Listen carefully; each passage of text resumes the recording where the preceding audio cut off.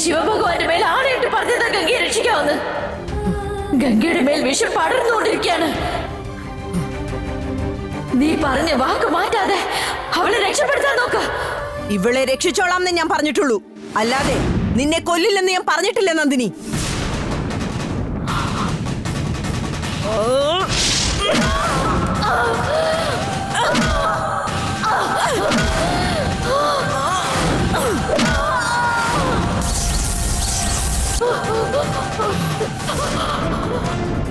മരിക്കാൻ ഞാൻ തയ്യാറാണ്. പക്ഷേ നീ വാക്ക് തന്ന പോലെ ഗംഗയുടെ ജീവൻ രക്ഷിക്കണം. നിന്റെ ശ്വാസം നിലച്ചതിന് ശേഷം മാത്രമേ ഇനി ഗംഗ കണ്ണു തുറക്കാൻ പോകുന്നുള്ളൂ. ഇന്നത്തോടെ ഞാൻ നിന്റെ അവസാനം കാണും. ശക്തി നാഗത്തിന് മരണമില്ല എന്ന സത്യം ഇന്നത്തോടെ കള്ളമായി മാറണം.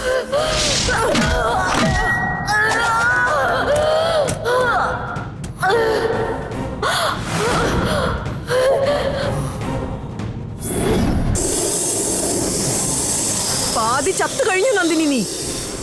നീ എന്റെ ഏട്ടനെ ഇഞ്ചിഞ്ചായി ദ്രോഹിച്ചു കൊന്നതിന് ഞാൻ അത്ര എളുപ്പം നിനക്ക് മോക്ഷം തരുമെന്ന് കരുതണ്ട. നിന്നെ ഞാൻ കൊല്ലുന്നെങ്കിൽ അത് അതിക്രൂരമായിട്ടായിരിക്കും. ഗംഗയെ രക്ഷിച്ചു കഴിഞ്ഞാലുടൻ നിന്റെ മരണം ഉറപ്പുവരുത്തും ഞാൻ.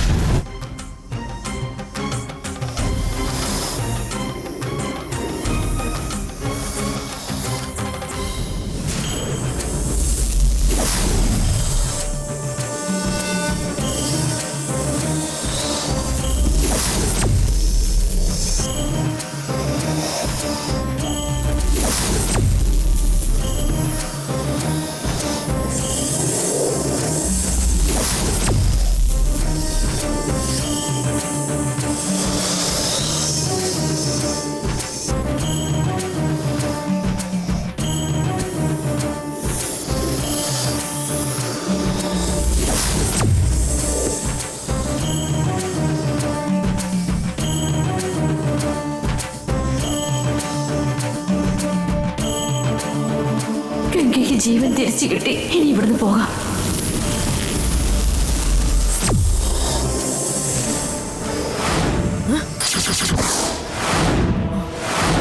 അവളുടെ ശരീരം ഇഞ്ചിഞ്ചായി ചതച്ചരയ്ക്കണമെന്ന് കരുതിയതാ. രക്ഷപ്പെട്ടു കളഞ്ഞു ഭീരു.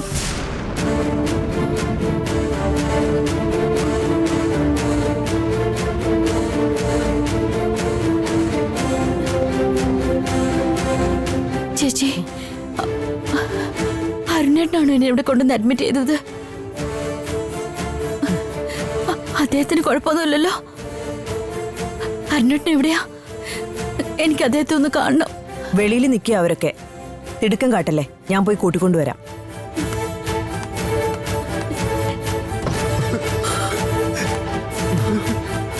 രാജശേഖര,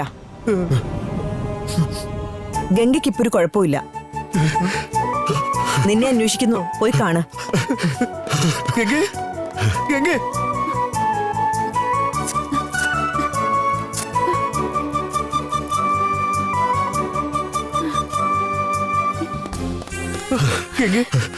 മോളെ, എന്റെ പൊന്നു മോളെ, നിനക്ക് കുഴപ്പമൊന്നുമില്ലല്ലോ അല്ലേ? മാധവി, നീ പറഞ്ഞ പോലെ തന്നെ നിനക്ക് ഗംഗയെ രക്ഷിക്കാൻ കഴിഞ്ഞല്ലോ. ഒരുപാട് നന്ദിയുണ്ട് മാധവി.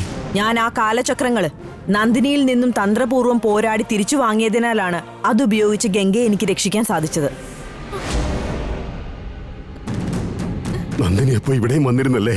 എന്നിട്ട് എന്താ പറഞ്ഞേ? അവളെ നശിപ്പിക്കണമെന്ന് തന്നെ ഞാൻ കരുതിയത്. പക്ഷേ അവൾ രക്ഷപ്പെട്ടു പോയി. ഇനി അവളെ എന്ത് ചെയ്യണമെന്ന് എനിക്ക് നന്നായിട്ട് അറിയാം. ഇനി നിങ്ങൾ നന്ദിനെ ഒന്നും ചെയ്യരുത്. ആ കാര്യം എനിക്ക് വിട്ടേക്ക്. നന്ദിനിക്ക് വേണ്ടി ഞാൻ ചെയ്ത ത്യാഗങ്ങളൊക്കെ മറന്ന് ഒരു ദയമില്ലാതെ എന്നെ തന്നെ കൊല്ലാൻ ശ്രമിച്ചതിന് ശേഷവും എനിക്ക് നന്ദിനിയോട് കൂറ് കാണിക്കേണ്ട ആവശ്യമില്ല. ഇനി മുതൽ നന്ദിനി എന്റെ ശത്രുവാണ്. നന്ദിനിയെ ഞാൻ ഒരിക്കലും വെറുതെ വിടില്ല. ഇപ്പോഴെങ്കിലും നന്ദിനിയെ പറ്റി നീ മനസ്സിലാക്കിയല്ലോ ഗംഗെ. ഇനി കാര്യങ്ങൾ എളുപ്പമാവും. എന്താ അത്ഭുതം കാണുന്നത്? ഇത്ര പെട്ടെന്ന് നിങ്ങൾ റിക്കവർ ആയത് അത്ഭുതം തന്നെയാ.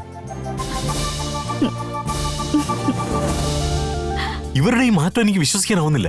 എന്ത് മിറാക്കിളാ ഇത്? ദൈവത്തിന് മാത്രമേ ഇനി എന്തെങ്കിലും ചെയ്യാൻ പറ്റൂന്ന് പറഞ്ഞില്ലേ? ദൈവം തന്നെ ഇപ്പൊ ഇവളെ രക്ഷിച്ചത്. ഇങ്ങനൊരു സംഭവം നടന്നതായിട്ട് എനിക്കിപ്പോഴും വിശ്വസിക്കാനാവുന്നില്ല. നിങ്ങൾക്കറിയോ, ഈ കുട്ടിക്ക് തീർച്ചയായിട്ടും ദൈവാനുഗ്രഹമുണ്ട്. ഈശ്വരൻ ഈ കുട്ടിയെ ഇനി കൈവിടില്ലെന്ന് എനിക്ക് ഉറപ്പാ. Thank you doctor. ഓക്കെ, വാ. ഗംഗേ, നിൽക്കുമോളെ ഒരു മിനിറ്റ്.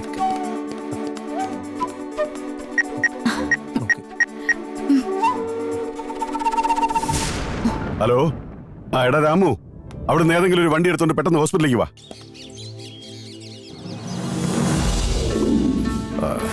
എവിടെ പോയതായിരിക്കും? എനിക്കെങ്ങനെ അറിയാനാ?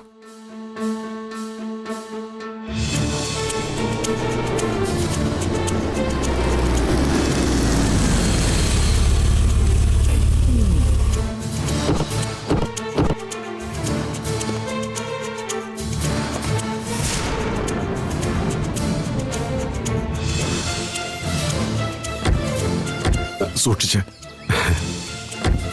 ദേ അവര് തന്നെയാ.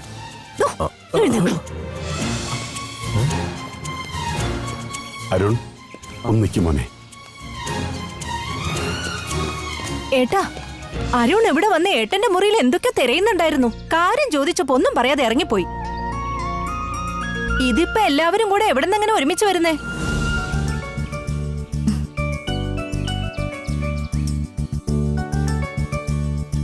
എന്തൊക്കെ ഇവിടെ നടക്കുന്നെന്ന് ഒരു പിടിയും കിട്ടുന്നില്ല. അല്ല, എല്ലാവരും കൂടെ എവിടെ പോയിട്ട് വരിക? എല്ലാം ഞാൻ വിശദമായിട്ട് പറഞ്ഞു തരാം. നീ ആ പൂജാമുറി പോയി ആരതിക്കുള്ള സാധനങ്ങൾ കൊണ്ടുപോവാ. ദാണ്ടേ ആരതി റെഡി.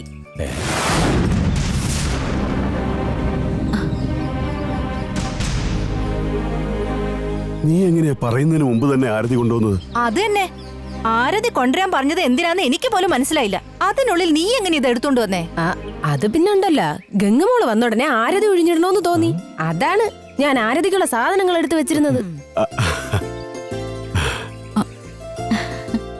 എന്തായാലും നീ ബുദ്ധിശാലിയാണെന്ന് വീണ്ടും വീണ്ടും തെളിയിച്ചോണ്ടേ ഇരിക്കുക.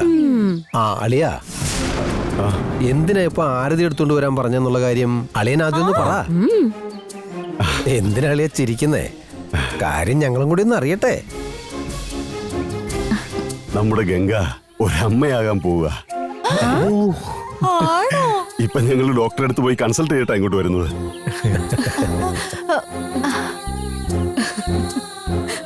കൊട്ടാരത്തിനടുത്ത് അവകാശം ഉണ്ടാവാൻ പോവാണല്ലേ, നമുക്ക് പണിയായി. ഹായ്, എനിക്ക് കളിക്കാനൊരു കുഞ്ഞാവ വരാൻ പോവാ. ഗംഗ ചേച്ചി, കുഞ്ഞാവോട് വേഗം വരാൻ പറയണേ.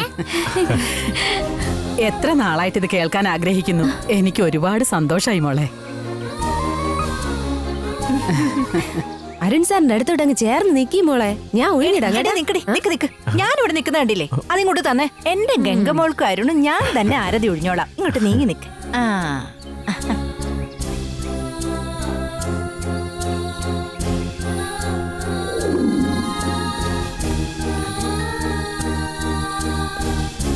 പതുക്കെ പതുക്കെ ശ്രദ്ധിച്ചു വാ മോളെ. ഈ സമയത്ത് വളരെ സൂക്ഷിക്കണം. ഈ ഒരു വാർത്ത കേൾക്കാൻ ഞങ്ങൾ എത്ര നാളായി കൊതിക്കണു. ഞങ്ങൾക്ക് എല്ലാവർക്കും ഒരുപാട് സന്തോഷമായി മോളെ. മോൾക്കൊരു കുഞ്ഞ് ജനിക്കാൻ പോകുന്ന ഈ സമയത്ത് നമ്മുടെ കൊട്ടാരത്തിന്റെ എല്ലാ ദോഷങ്ങളും മാറി ഇവിടെ മഹാലക്ഷ്മി കടാക്ഷം ഉണ്ടാവട്ടെ എന്ന് ഞാൻ പ്രാർത്ഥിക്കുന്നത്. കല്യാണം കഴിഞ്ഞ് ഒരുപാട് നാൾ കഴിഞ്ഞിട്ടല്ലേ നീ അമ്മയാവാൻ പോകുന്നേ? ഒന്നല്ല, 2 കുഞ്ഞുങ്ങളെ തരണം നീ. ഇനി പഴയ പോലെ തുള്ളിച്ചാടി നടക്കരുത്. മാത്രമല്ല, ഇനി ഒരു വീട്ടുജോലി നീ ചെയ്യാൻ പാടില്ല. അതിനാ ഇവിടെ വേലക്കാരുള്ളത്. നീ ശരീരം സൂക്ഷിക്കണം, അപ്പോഴേ കുഞ്ഞിന് ആരോഗ്യം ഉണ്ടാവും.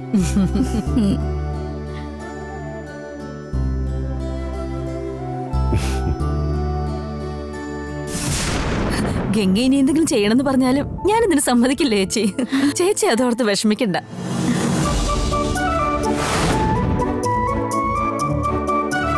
ഗംഗേ, ഉടനെ ഈ സന്തോഷ വാർത്ത നിന്റെ അച്ഛനോട് എന്ന് പറയാം. അവന് വലിയ സന്തോഷമാവും.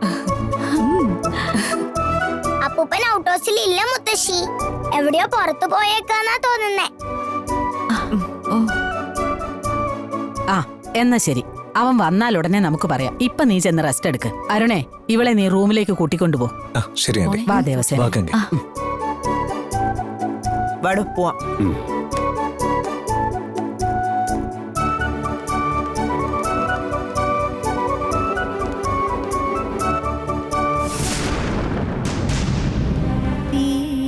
എടാ മുരളി, എന്താ കംപ്ലീറ്റ് കയ്യിന്ന് പോകുന്ന ലക്ഷണമാണല്ലോടാ.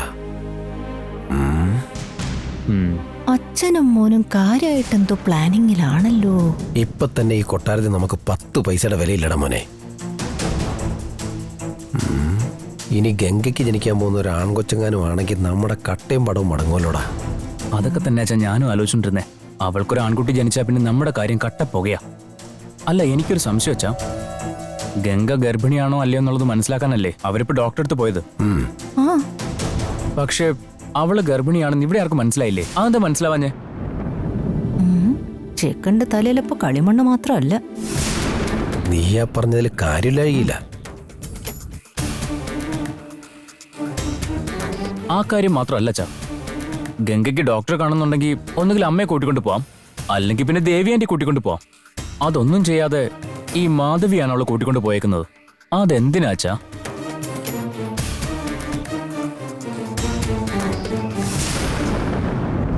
ആ മാധവി എന്താ മന്ത്രമൊക്കെ ചൊല്ലി കുഞ്ഞിന്റെ പ്രസവം എടുക്കാൻ പോകുന്നില്ലല്ലോ ഇപ്പോ.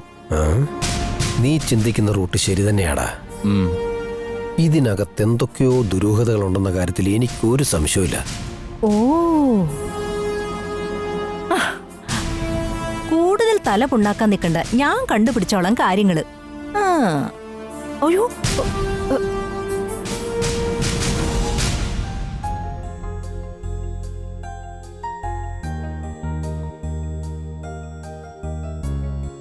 ഗംഗെ, നമുക്ക് സംഭവിച്ച കാര്യങ്ങളൊന്നും കൊട്ടാരത്തിൽ ആരും അറിയിക്കണ്ട.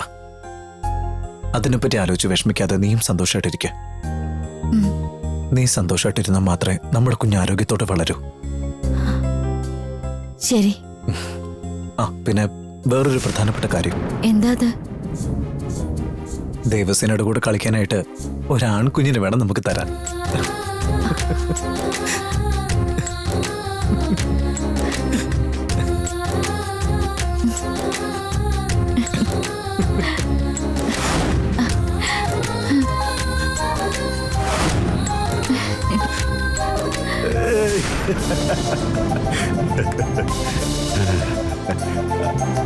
മാധവി, ഗംഗയിലൂടെ ഈ കൊട്ടാരത്തിനൊരു അനന്തരാവകാശം ഉണ്ടാകാൻ പോകുന്നു അറിഞ്ഞപ്പോ മുതല് സന്തോഷം അടക്കാൻ പറ്റുന്നില്ല എനിക്ക്.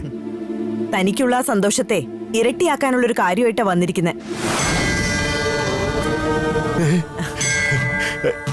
ഇത്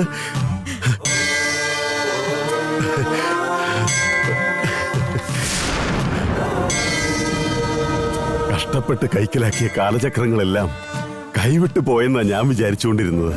ഇപ്പൊ ഒന്നിന്റെ സ്ഥാനത്ത് 2 തിരികെ തന്നിരിക്കുക നീ. ഒരുപാട് നന്ദി മാധവി. ഇതെന്റെ കടമയാണ്. എന്റെ ഏട്ടന്റെ ആത്മാവിന് ശാന്തി ലഭിക്കാനായി ഞാൻ ചെയ്യുന്ന കാര്യം. ഇനി ഈ കാലചക്രങ്ങൾ ഒരിക്കലും തന്നെ ഇന്ന് പോകരുത്. ഈ കാലചക്രങ്ങള് താൻ ഭദ്രമായി എവിടെയെങ്കിലും സൂക്ഷിച്ചു വെക്ക്. ശരി മാധവി.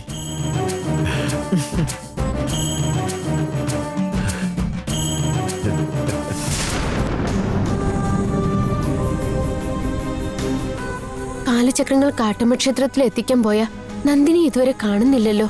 എന്താ അവൾ ഇത്ര വൈകുന്നേ?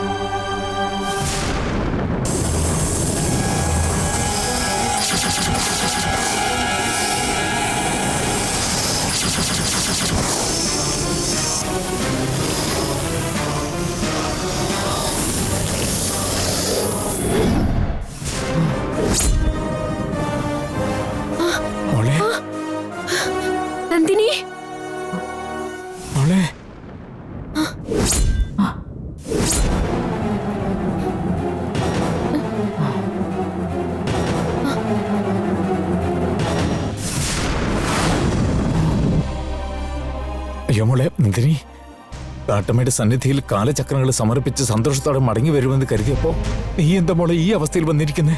നിനക്കെന്താ നന്ദിനി സംഭവിച്ചത്?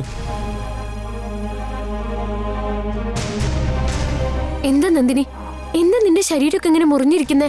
എന്താ ഉണ്ടായിന്ന് പറ. കാലചക്രങ്ങൾ കാട്ടമ്മ ക്ഷേത്രത്തിൽ എത്തിച്ചല്ലോ അല്ലേ? എന്നെ കൊണ്ട് അതിന് കഴിഞ്ഞില്ല. എന്താ നന്ദിനി, എന്താ നിന്റെ ശരീരമൊക്കെ ഇങ്ങനെ മുറിഞ്ഞിരിക്കുന്നേ? എന്താ ഉണ്ടായിന്ന് പറ. കാലചക്രങ്ങൾ കാട്ടമ്മ ക്ഷേത്രത്തിൽ എത്തിച്ചല്ലോ അല്ലേ? എന്നെ കൊണ്ട് അതിന് കഴിഞ്ഞില്ല.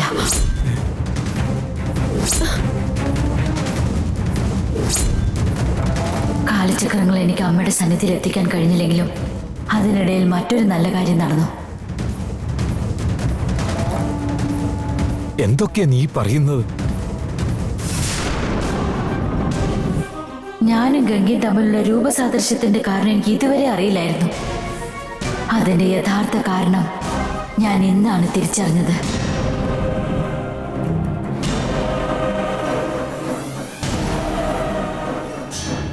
ഗംഗ വേറെ ആരുമല്ല,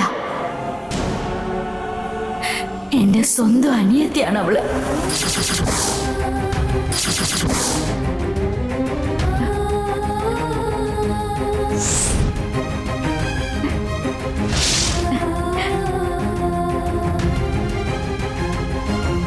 ഒരു കാര്യം ശ്രദ്ധിച്ചോ? അവളുടെ ചേച്ചി ശരിക്കും ഞാനാ. എന്നാ അവളുടെ രൂപം എനിക്ക് കിട്ടിയെന്ന് അവൾ എല്ലാരും കൊണ്ട് പറയിച്ചില്ലേ? ഗംഗ നിന്റെ അനിയത്തിയാണെന്നുള്ള കാര്യം നീ ഇപ്പോ എങ്ങനെ അറിഞ്ഞു? കണ്ണഴകി അമ്മയാണ് ഈ സത്യം എന്നോട് പറഞ്ഞത്. ഓ,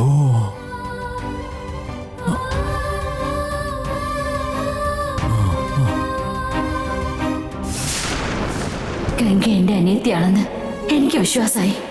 ഒരേ രൂപമാണ് നിങ്ങൾക്ക് രണ്ടുപേർക്കും മോളെ, അതുകൊണ്ട് ഞാനും വിശ്വസിക്കുക. കണ്ണഴകി അങ്ങനെ ഒരു വെറും വാക്ക് പറയുന്ന ആളല്ല മോളെ. ഗംഗ മോളുടെ അനുജത്തിയാണെന്നുള്ള വാർത്ത സന്തോഷമുള്ള കാര്യം തന്നെയാ. നിനക്കൊരു കൂടപ്പിറപ്പിനെ കിട്ടിയല്ലോ, ഒത്തിരി സന്തോഷമുണ്ട്. പക്ഷേ നീ എന്താ മോളെ ഈ അവസ്ഥയിൽ വന്നേ? എന്താ നിനക്ക് പറ്റിയത്?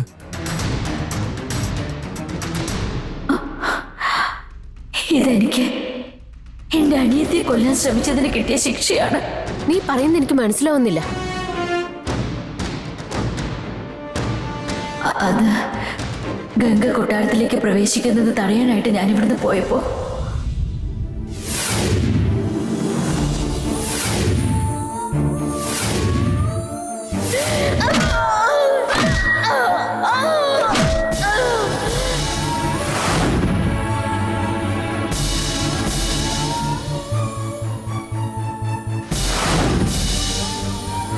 എന്തൊക്കെയാ മോളെ നീ പറയുന്നേ?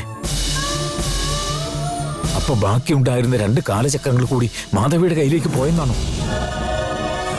കാട്ടമ്മയുടെ സന്നിധിയിലേക്ക് അത് എത്തിക്കാമെന്ന് കരുതിയെങ്കിലും ഇത്തവണയും അത് നടന്നില്ല അല്ലേ? ഇതിനായിരുന്നു നമ്മൾ ഇത്രയൊക്കെ കഷ്ടപ്പെട്ടത് നന്ദിനി. മുന്നോട്ടുള്ള നമ്മുടെ യാത്രയ്ക്ക് തടസ്സം വരുത്തുന്ന രീതിയിൽ ആരെങ്കിലും എന്തെങ്കിലും പറഞ്ഞെന്ന് കരുതി നീ അതൊക്കെ വിശ്വസിച്ചല്ലേ? ഇത്രയും നാളില്ലാത്ത ബന്ധം കൂടെ യാത്രയ്ക്ക് തടസ്സം വരുത്തുന്ന രീതിയിൽ ആരെങ്കിലും എന്തെങ്കിലും പറഞ്ഞെന്ന് കരുതി നീ അതൊക്കെ വിശ്വസിച്ചല്ലേ? ഇത്രയും നാളില്ലാത്ത ബന്ധം കൊണ്ട് വന്നിരിക്കാം. ഇത്രയും നാളില്ലാത്ത എന്ത് ബന്ധമാണെന്ന് ചോദിച്ചില്ലേ? ഇത്രയും വർഷങ്ങളായിട്ട് ഞാൻ ആ ബന്ധം എന്താണെന്ന് തിരിച്ചറിയാതെ പോയിരിക്കാം. പക്ഷെ അവൾ എന്നെ പൂജിച്ച് എന്നോട് സംസാരിച്ച് ഇടപഴകി എന്റെ കൂടെ തന്നെ ഉണ്ടായിരുന്നില്ലേ? ഒരുപാട് കാലം നിങ്ങളിൽ നിന്നും എന്നെ അകറ്റി നിർത്തിയ വിധി അവളോട് ചേർത്തല്ലേ എന്നെ വെച്ചിരുന്നത്. ഇത്രയും നാൾ മൂടിക്കിടന്ന ആ സത്യം ഇപ്പൊ പുറത്തു വന്നെങ്കിൽ അത് തീർച്ചയായും എന്റെ കാട്ടമ്മയുടെ അനുഗ്രഹം കൊണ്ട് തന്നെ. അമ്മ നമുക്കായി വിധിച്ചിരിക്കുന്നത് എന്താണെന്ന് ഒരിക്കലും ആർക്കും പറയുവാനാവില്ല മോളെ. നടക്കുന്ന കാര്യങ്ങളെല്ലാം കാണുമ്പോ കാലചക്രങ്ങൾ അമ്മയുടെ സന്നിധിയിൽ എത്തിക്കുന്നതിന് മുൻപായി എന്തൊക്കെയോ കടമകൾ ചെയ്തു തീർക്കാനുണ്ട് നിനക്ക്. എത്രയോ രഹസ്യങ്ങൾ ഇനിയും വെളിച്ചം കാണാനിരിക്കുന്നുണ്ട് മോളെ.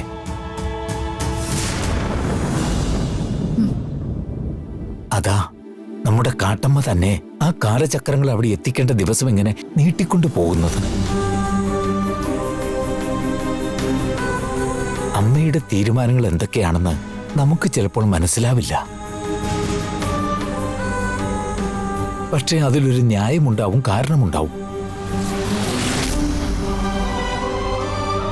നമ്മൾ കരുതിയതൊന്നും നടന്നില്ലല്ലോ എന്നോർത്ത് വിഷമിക്കാതെ അമ്മയുടെ തീരുമാനങ്ങളാണ് നടക്കുന്നതെന്ന് ആശ്വസിക്കാം. ദേ മോളുടെ ശരീരത്തെല്ലാം ചോരയാ. മോൾ അതെല്ലാം ഒന്ന് വൃത്തിയാക്കാൻ നോക്ക്. കാട്ടമ്മേ, എന്റെ അമ്മയെ ജീവിതകാലം മുഴുവനും സംരക്ഷിച്ച നീ ഇപ്പൊ എന്റെ അവസ്ഥയിൽ കരുണ കാണിക്കാൻ മടിക്കുന്നത് എന്താ?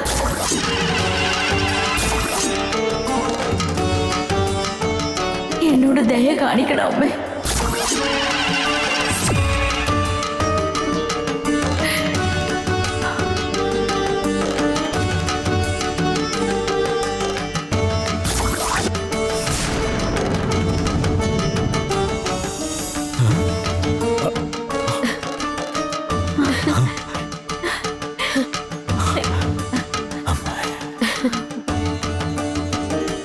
നിന്റെ വാക്കുകൾക്ക് ഇത്രയധികം വില തരുന്ന കാട്ടമ്മ നിന്നെ ലക്ഷ്യത്തിലേക്ക് എത്തിക്കാതെ തടയുന്നത് എന്തിനാണെന്ന് എനിക്ക് മനസ്സിലാവുന്നില്ല.